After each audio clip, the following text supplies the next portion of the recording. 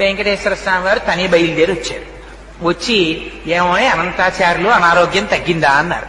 ఇటువైపు నుంచి అటువైపు తిరిగి పడుకున్నారు. ఆయన మాట్లాడలేదు. మాట్లాడకపోతే ఆయనే పాపం బల్ల లాక్కుని వెంకటేశ్వర స్వామి వారు కూర్చున్నారు. ఇవన్నీ యథార్థంగా జరిగిన సంఘటనలండి.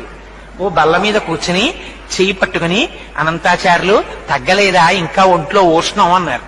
అంటే పాపం మీకు ఇప్పటికి తీరుబడి దొరికింది, మిమ్మల్ని నమ్ముకుని కొండ మీదకి వచ్చి ఈ నేల నుంచి పుష్పకైంకర్యం చేస్తున్నాను, 3 రోజులు అయింది జ్వరం వచ్చి పడి మంచాన వచ్చి నన్ను పలకరించడానికి తీరుబడి కుదరలేదు, వైద్యుల్ని పంపిస్తానన్నావుట, ఏం పాపం నువ్వు వచ్చావేం ఖాళీ దొరికిందా అన్నారు.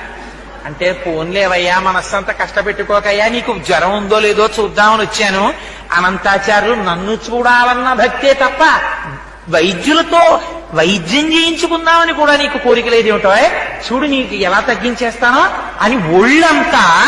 పాపం వెంకటేశ్వర స్వామి వారి వాత్సల్యం అంటే చూడండి, మనం ఒక్క అడుగేస్తే చాలు ఆయన 10 అడుగులు వేస్తాడు. ఒళ్ళంతా తడిమేర పడుకున్నటువంటి అనంతాచార్యులు వారిది. ఆయనకి జ్వరం అంతా తగ్గిపోయింది. లేచి నిలబడి కపాల కాళ్ళ మీద పడ్డారు. పడి స్వామి అలకొచ్చేసింది, ఏం చెయ్యమంటారు, ఎప్పటి నుంచో ఈ శరీరానికి ఉండిపోయిన ఉద్రేకం, అహంకారం, మీరొచ్చినా కూడా అంత కోపంగా మాట్లాడాను, మీరు రాలేదని మనస్సులో ఉన్నటువంటి వ్యగ్రత చేత అలా మాట్లాడాను, మరోలా అనుకోకండి స్వామి, నన్ను క్షమించండి అని ఆయన కాళ్ళ మీద పడ్డారు. అనంతాచార్యులు నిన్ను